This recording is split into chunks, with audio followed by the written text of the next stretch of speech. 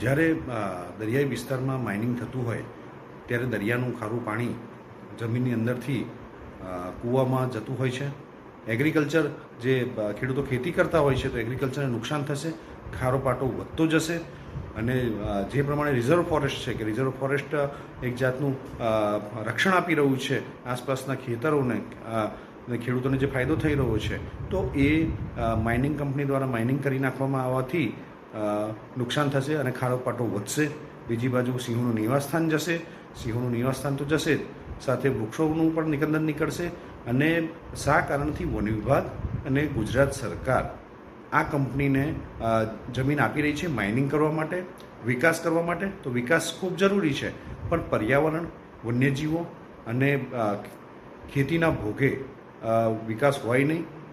વિકાસ માટેના બીજા રસ્તાઓ પણ છે, જે જરૂરીવાળી વસ્તુ છે એ કરવી જોઈએ, પણ સિંહો માટે, વન્યજીવો માટે, વનો માટે સકારાત્મક વિચાર કરવો જોઈએ સરકારે.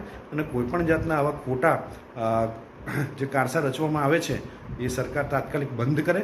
અને વન વિભાગ પણ તાકીદ કરવામાં આવે છે કે જે કોરિડોર તમે જાહેર કરો છો અને પછી લખીને આપો છો કે કોરિડોર નથી અહીંયા આગળ, તો આ ખૂબ જ ગંભીર બાબત છે.